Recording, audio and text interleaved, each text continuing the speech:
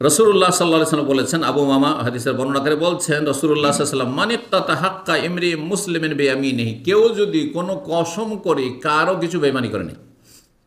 আজকাল প্রবাসীদের রুমে বিভিন্ন সময় চুরি হচ্ছে, কখনো কার মোবাইল চুরি হয়ে গেল, হ্যাঁ, কারো টাকা পয়সা চুরি হয়ে গেল, আবার ও দেশে যাবে কিছু বিয়ে শাদী করবে, অথবা তার বাড়িতে কোনো বিয়ে শাদী আছে, কোনো গয়না টয়না কিনে রেখেছে, অলংকার কিনে রেখেছে, চুরি হচ্ছে। আমাদের কাছে এই খবরগুলি মাঝে মাঝে আসতে থাকে।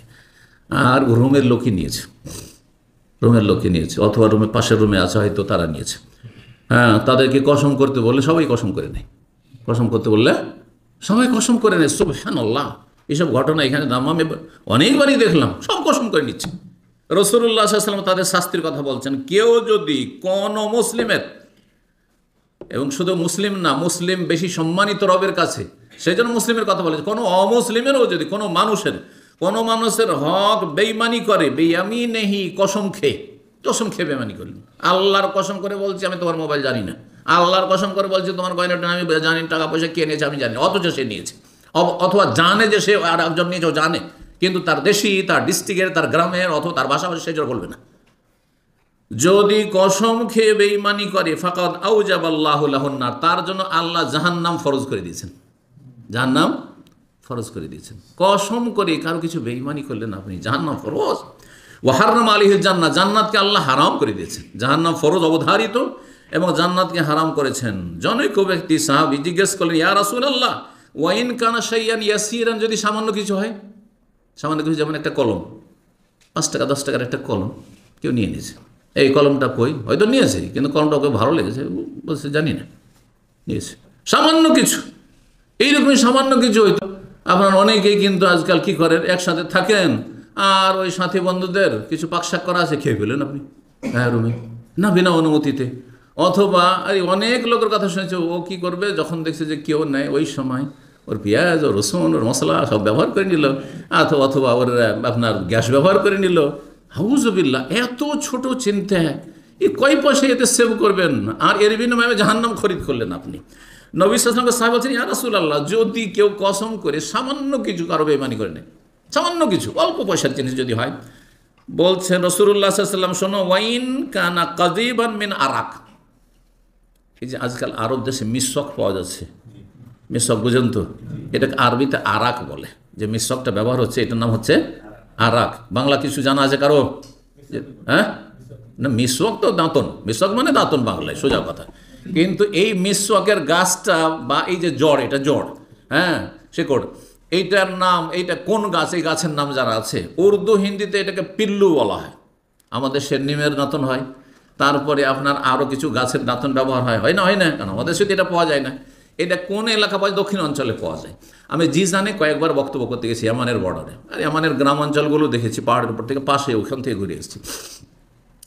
তো ওখানে গেলে জুমা মসজিদে যাচ্ছি, প্রোগ্রামে গিয়েছি, আর তারপর জুমা মসজিদে যাচ্ছি তো দেখছি যে দরজা দাঁড়িয়ে সবাই ওইভাবে বিতরণ করছে, দিচ্ছে, লম্বা লম্বা, মানে একটা লম্বা আপনার শেকড় দিচ্ছি, যাতে 4টা 5টা শখ হবে, দেখেছেন তো, ওরা বিক্রি করতে যে লম্বা, এই আর কাঁচা, তাজা, মানে নিয়ে এসেছে মাঠ থেকে বা ওই থেকে জঙ্গল থেকে, ওগুলো কেটে নিয়ে এসেছে, আর ওই ফ্রি বিতরণ করছে মসজিদের গেটে। তা আমি ভাইদেরকে জিজ্ঞাসা করলাম যে সুবহানাল্লাহ, এইখানে তো এই কাঁচা জিনিস, আমরা তো পয়সা দিয়ে ওইরকম কাঁচা পাই না, আর এই ফ্রি কাঁচা বিতরণ হচ্ছে জুমার দিনে। বলছে এই এলাকাতে এই গাছগুলি অনেক আছে, দক্ষিণ অঞ্চলে সৌদি আরবে এই গাছগুলি আছে। এই গাছকে কি বলা হয়? আরাকের গাছ বলা হয়। কি বলছেন রাসূলুল্লাহ সাল্লাল্লাহু আলাইহি ওয়াসাল্লাম, যদি কারো একটা টুকরো থাকে, কাযীবান মানে একটা ডাল, একটা শাখা, জি, এটা ডাল শাখা, যদি কিসের থাকে, ওই আরাক মিসওয়াকের, তার মানে একটা মিসওয়াকও যদি কারো চুরি করে, আর তারপরে বল, ভাই মিসওয়াকটা আমি নিয়ে রেখেছিলাম, কোথায় গেল, আমি জানি না, অথচ মিসওয়াকটা ব্যবহার করে নিয়েছেন আপনি, তাতেও কি হবে? জাহান্নামে যেতে হবে, চিন্তা করুন, এবং জান্নাত হারাম হয়ে যাবে। রাসূলুল্লাহ বলেছেন, সহিহ মুসলিমের হাদিস। সহিহ বুখারীর আরেকটা হাদিস শোনেন, তাহলে আরও স্পষ্ট হবে যে মানুষের হক কত মূল্যবান রবের কাছে। বলছেন আবু উমামা থেকে বর্ণিত, কানা আলা সাকালিন নবী রাজুলুন ইউকারু লাহু কারকারা, রাসূলুল্লাহ সাল্লাল্লাহু আলাইহি ওয়াসাল্লামের মাল সামান আসবাবপত্র সফরে, জিহাদের সফরে ছিলেন, আর সেই সময় সে কি করতো? এগুলোর দেখাশোনা করতো, রক্ষণাবেক্ষণ করতো, মাল সামান উটের পিঠে উঠা হইলো কি না, নামানো হইলো কি না, ইত্যাদি দেখাশোনা। তো সেই ব্যক্তি হঠাৎ করে মারা গেল। ওই লোকটির নাম ছিল, বা ওই খাদেমের নাম ছিল কারকারা। তো বলছেন যে সে মারা গেল। রাসূলুল্লাহ সাল্লাল্লাহু আলাইহি ওয়াসাল্লাম বলছেন ওই লোক এত বড় খেদমত করছে। কি খেদমত? স্বয়ং রাসূলুল্লাহ সাল্লাল্লাহু আলাইহি ওয়াসাল্লামের খাদেম মাল সামান ওটার পিঠে উঠিয়ে দিচ্ছে, নামাচ্ছে, এবং রাসূলুল্লাহ সাল্লাল্লাহু আলাইহি ওয়াসাল্লামের পরিবারও জিহাদের সফরে সাথে থাকতো, তাদের মাল সামানগুলি ওটার পিঠে উঠিয়ে দিচ্ছে, নামিয়ে দিচ্ছে, এইসব দেখাশোনা করছে। আর সেই ব্যক্তি সম্পর্কে নবী সাল্লাল্লাহু আলাইহি ওয়াসাল্লাম বলছেন হুয়া ফিন্নার, সে জাহান্নামে যাবে। তখন লোকেরা অবাক হয়ে গেল, কেমন কথা হলো, এই লোকটির তো বাহ্যিক কোনো অপরাধী দেখছি না, গুনাহও দেখছি না, আর নবী সাল্লাল্লাহু আলাইহি ওয়াসাল্লাম বলছেন জাহান্নামী। ফাযাহাবু ইয়ানজুরুনা ইলাইহি, সাহাবীরা তখন দেখতে গেলেন একটু ভালো করে তদন্ত করে যে ব্যাপারটা কি, একে জাহান্নামী কেন বললেন রাসূলুল্লাহ সাল্লাল্লাহু আলাইহি ওয়াসাল্লাম। বলছেন যে জিহাদের ময়দানে কাফেরদের যে গনিমতের ধন সম্পদ পাওয়া গেছে, কাফেররা যখন পরাজিত হয়ে রণক্ষেত্র ছেড়ে পালায়, আর তারপরে যে ধন সম্পদগুলি ছেড়ে পালায় সেগুলি হাসিল হয়, ওইগুলোর নাম হচ্ছে গনিমত। ওয়ালামু আন্নামা গানিমতুম মিন শাইইন, গনিমতের ধন সম্পদ। তো গনিমতের ধন সম্পদ ভাগ বন্টন করবেন কে? যিনি আমিরুল মুমিনিন হবেন, যিনি শাসক অথবা সেনাপ্রধান হবেন, তিনি। তার বিনা হুকুমে সামান্য একটা কিছু কেউ নিতে পারবে না।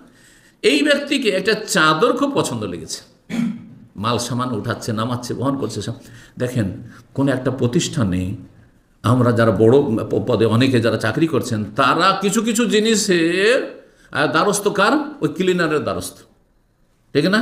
ক্লিনারের কাছে সব চাবি আছে, কোথায় টিস্যু আছে, তো কোথায় পানি আছে, তো কোথায় অমুক আছে, কোথায় তমুক আছে, কোথায় চা আছে, তো কোথায় কফি আছে। এগুলোর মালিক কারা?